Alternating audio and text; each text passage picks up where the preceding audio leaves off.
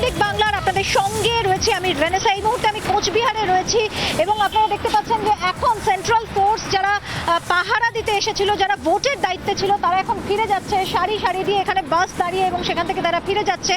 এই সমস্ত খবরের দিকে আমাদের নজর থাকবে। তবে রাত 9টা মানেই আপনারা জানেন যে 294 অর্থাৎ রাজ্যের 294টি কেন্দ্রের বাছাই করা খবর নিয়ে আমরা শুরু করি 294 বাংলার 1 নম্বর হিট নিউজ শো।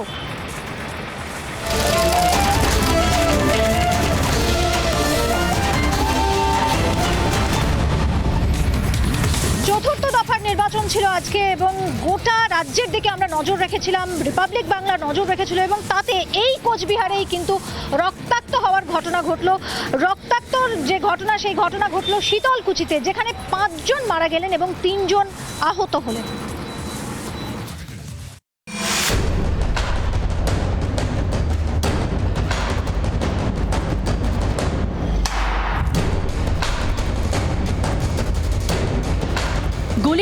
বাচ্চাটাকে আমার কোল থেকে নিয়ে নিয়েছি স্যার। আমার বাচ্চাটাকে ফিরিয়ে দিকে আমি আর কিচ্ছু চাই না। তৃণমূল ছিল, সব ভোট দিতে আসছিলাম, সব মুসলিম মহিলা ছিল, হাতে লাঠি ছিল, দা ছিল, ওরা তৃণমূল করে। আর আলিজার আমাকে আমার বাচ্চাটাকে ফিরিয়ে দিয়ে, আমি আলিজার আমি কোনো কথা শুনতে চাই না। উনি আমার বাচ্চাটাকে ফিরিয়ে দিকে আমি এক্ষুনি বাড়ি চলে যাবো।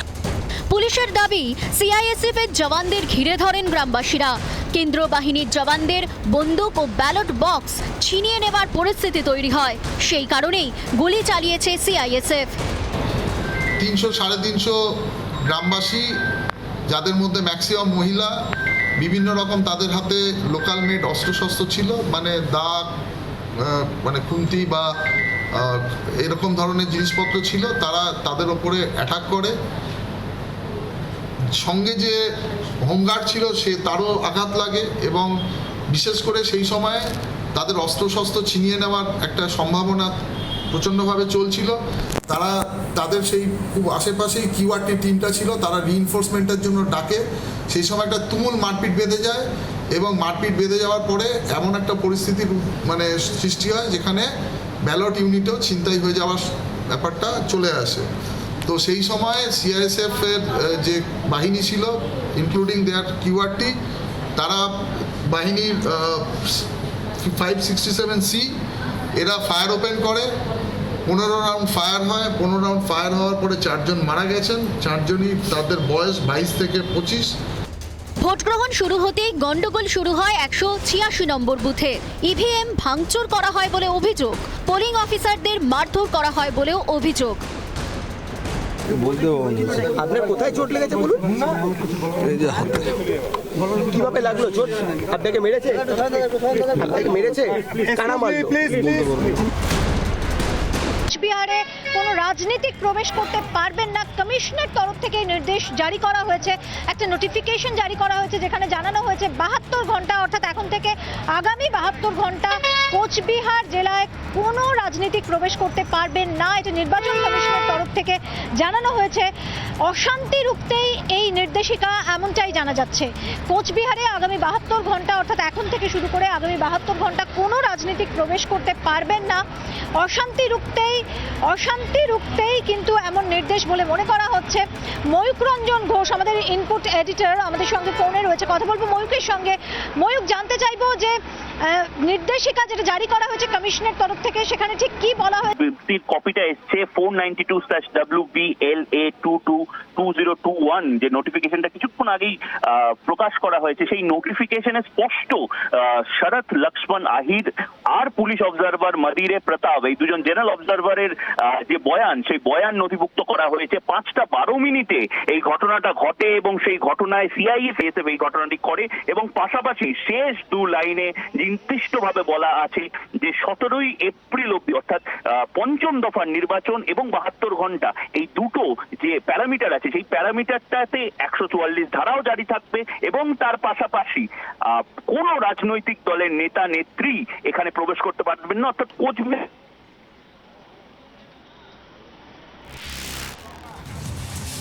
একদমই ময়ূক, তোমাকে ধন্যবাদ। কথা বললাম আমাদের ইনপুট এডিটর ময়ূক রঞ্জন ঘোষের সঙ্গে এবং ময়ূক যেমনটা আমাদের জানালো যে অশান্তি রুখতেই কিন্তু নির্বাচন কমিশন এই নোটিফিকেশন জারি করেছে যেখানে আগামী 72 ঘন্টা এই কোচবিহারে কোনো রাজনীতিক প্রবেশ করতে পারবেন না।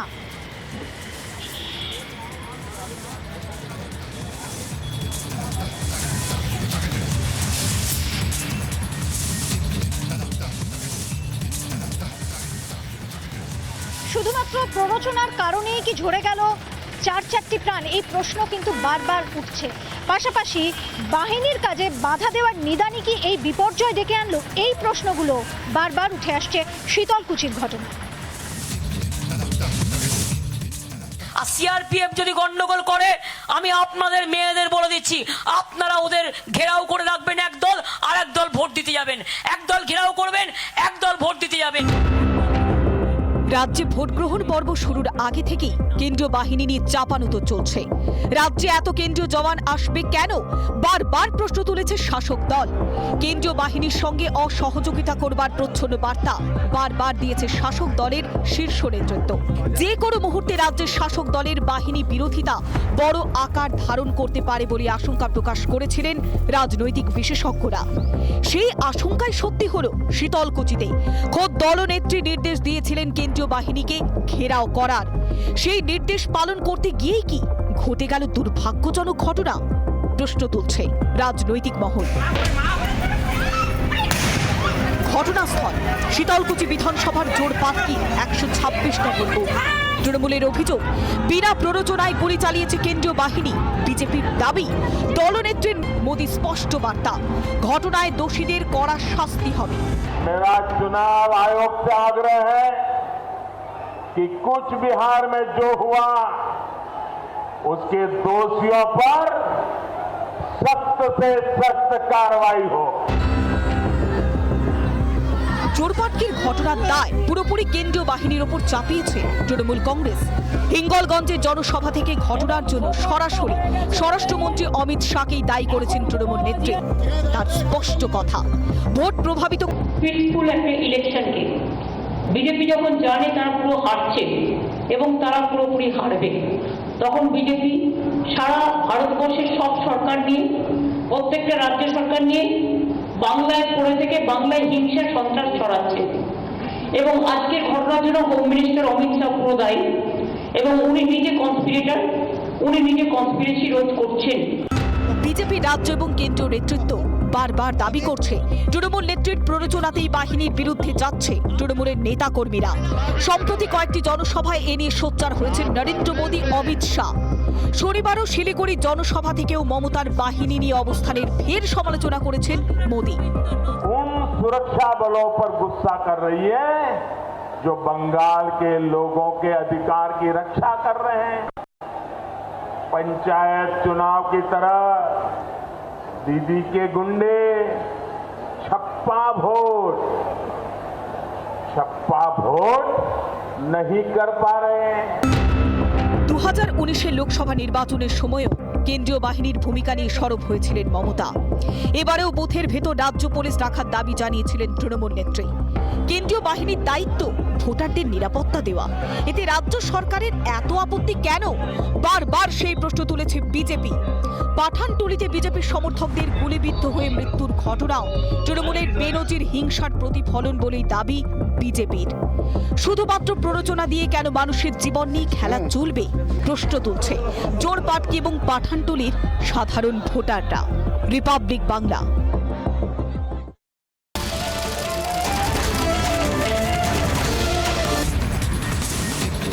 আত্মরক্ষার্থেই গুলি চালিয়েছে সিআইএসএফ এবং কমিশনের তরফ থেকে এই বিষয়ে একটি বিবৃতি দিয়ে জানানো হয়েছে এই কথা। পাশাপাশি জেলা শাসক এবং জেলার পুলিশ সুপারের কাছে এই বিষয়ে রিপোর্ট তলব করেছে নির্বাচন কমিশন।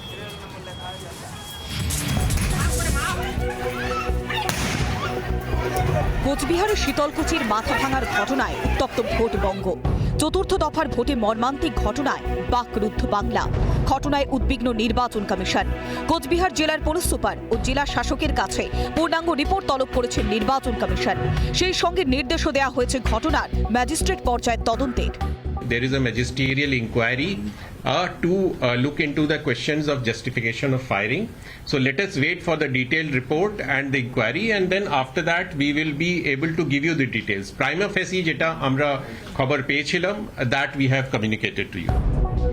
শনিবার সন্ধ্যায় সাংবাদিকদের মুখোমুখি হলেও সকালের ঘটনার পরপরই বিবৃতি জারি করে কমিশন। বিবৃতিতে জানানো হয়, ভোটারদের বাধাদানের খবর আসে। স্থানীয় পুলিশকে সঙ্গে নিয়ে ঘটনাস্থলে যায় সিআইএসএফ। এলাকায় গিয়ে আক্রান্ত হন ইন্সপেক্টর সুনীল কুমার। 50 থেকে 60 জন দুষ্কৃতীর হাতে আক্রান্ত হন তিনি। আত্মরক্ষায় ও দুষ্কৃতীদের হঠাতে শূন্যে গুলি ছোড়া হয়। 6 রাউন্ড গুলি ছোড়ে সিআইএসএফ এর জওয়ানরা। 186 নম্বর বুথে 150 জন দুষ্কৃতী জড়ো হয়।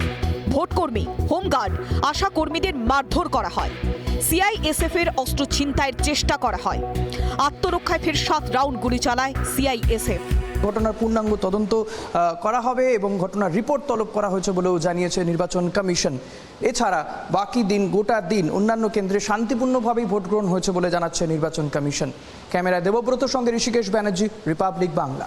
ঘেরাও মন্তব্যের প্রেক্ষিতে কমিশনের তরফ থেকে দ্বিতীয়বার শোকজ করা হয়েছিল মমতা বন্দ্যোপাধ্যায়কে এবং নিজের অবস্থানে আবারও অনড়ই রইলেন মমতা বন্দ্যোপাধ্যায়। শুনুন পরিষ্কার করে, আমাকে 10টা শোকজ করলেও কিছু যায় আসে না, উত্তর আমার একই হবে। আমি সবাইকে বলছি, কোনো ভাগাভাগি হবে না, ঐক্যবদ্ধভাবে সবাই ভোট দিন। হিন্দু দিন, মুসলমান দিন, শিখ দিন, খ্রিস্টান দিন, সবাই দিন, কেউ ওদের ভোট দেবে না। বুধবার এভাবেই হুঁশিয়ারি দিয়েছিলেন মমতা বন্দ্যোপাধ্যায়। বলেছিলেন একটা কেন 10টা নোটিশ দিলেও কিচ্ছু যায় আসে না। কিন্তু শনিবার নির্বাচন কমিশনের দেওয়া দ্বিতীয় শোকজের জবাব দিলেন তৃণমূল সুপ্রিমো। 8 এপ্রিল কমিশনের পাঠানো শোকজের জবাবে কেন্দ্রীয় বাহিনীর গুরুত্ব স্বীকার করলেও কার্যত নিজের অবস্থানে অনড় থাকলেন মমতা। কেন্দ্রীয় বাহিনীর ওপর সর্বোচ্চ শ্রদ্ধা আছে। দেশের নিরাপত্তা ও সুরক্ষায় বাহিনীর অবদান রয়েছে। জবাবি চিঠির শুরুতে কেন্দ্রীয় বাহিনীকে প্রশংসায় ভরিয়ে দিলেও সেই বাহিনীর বিরুদ্ধে চিঠিতে ভুরি ভুরি অভিযোগের উল্লেখ করলেন। নিজের অবস্থান থেকে সরলেন না এক চুলো। মডেল কোড অফ কন্ডাক্ট বা আইপিসি কোনোটাই লঙ্ঘন করিনি। প্রতিবাদের একটি গণতান্ত্রিক পথ ঘেরাওকে বেআইনি আখ্যা দেওয়ার কোনো কারণ নেই। পাশাপাশি কেন্দ্রীয় বাহিনীর বিরুদ্ধে একাধিক অভিযোগ সামনে আসার কথাও বলেছেন তিনি। রাজনৈতিক মহলের প্রশ্ন, এখনো আরও 4 দফা নির্বাচন বাকি। তৃণমূল নেত্রীর এমন অনড় মনোভাব কেন্দ্রীয় বাহিনীর বিরুদ্ধে যেতে নতুন করে ইন্ধন যোগাবে না তো? ইতিমধ্যে শীতলকুচির ঘটনার জন্য মমতা বন্দ্যোপাধ্যায়ের প্ররোচনাকেই দায়ী করতে শুরু করেছে বিজেপি। কর্তব্যে বাধা পড়লে ঠিকভাবে দায়িত্ব পালন করতে পারবে তো কেন্দ্রীয় বাহিনীর জওয়ানরা? উঠছে প্রশ্ন। রিপাবলিক বাংলা।